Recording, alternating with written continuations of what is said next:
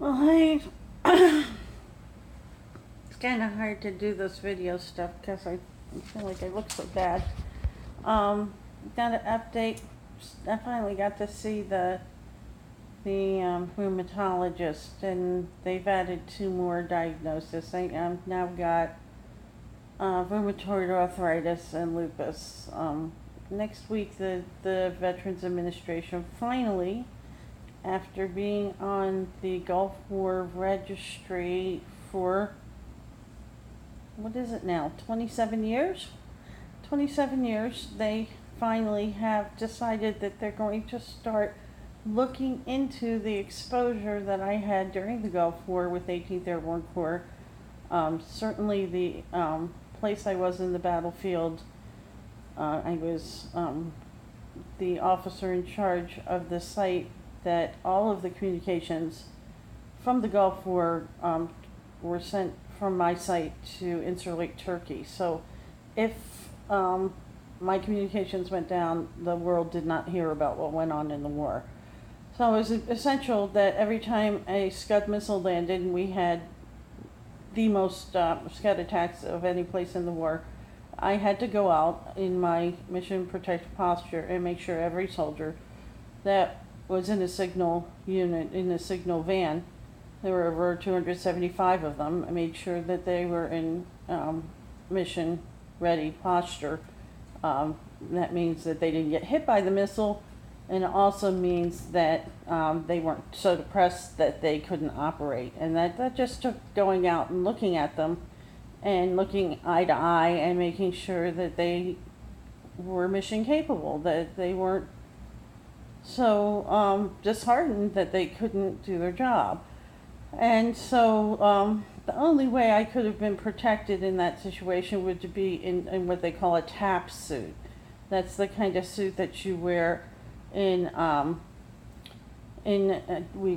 what is known as technical support, or in a full laboratory environment. The suits that we had in the Gulf War were for protection from gross contamination. So I knew that going out there, I was going to expose myself to nerve agent. I knew that.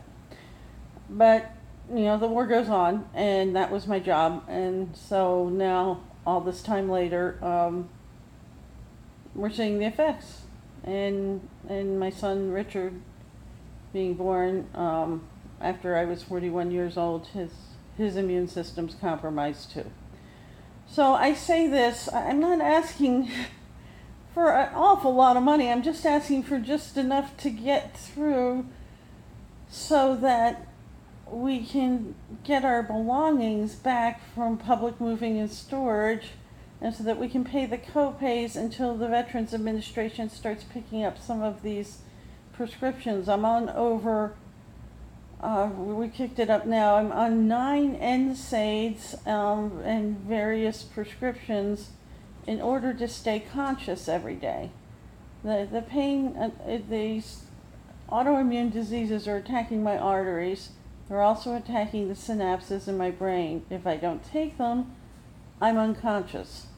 So I just ask that you make a small donation. I'm not asking, for big money. Maybe $10 or $15 or $25. If you go to the GoFundMe site, my address is there. Just put a check in the mail, snail mail.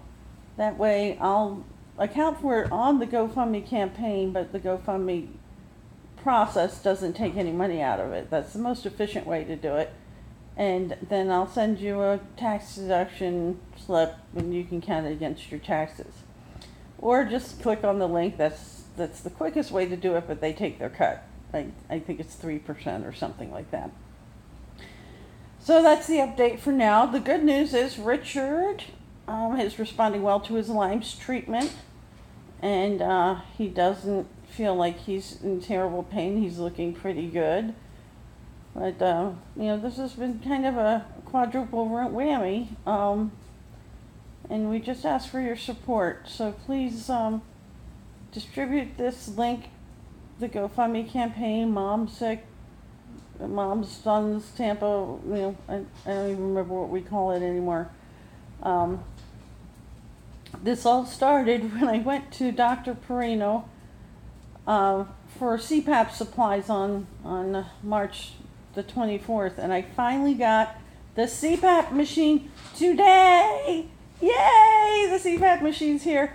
So it's all a really great victory. Thank you all for your support, and please distribute this video, and please distribute word to your friends and your family, and just help the Sadlers and the Russa family get through this little glitch.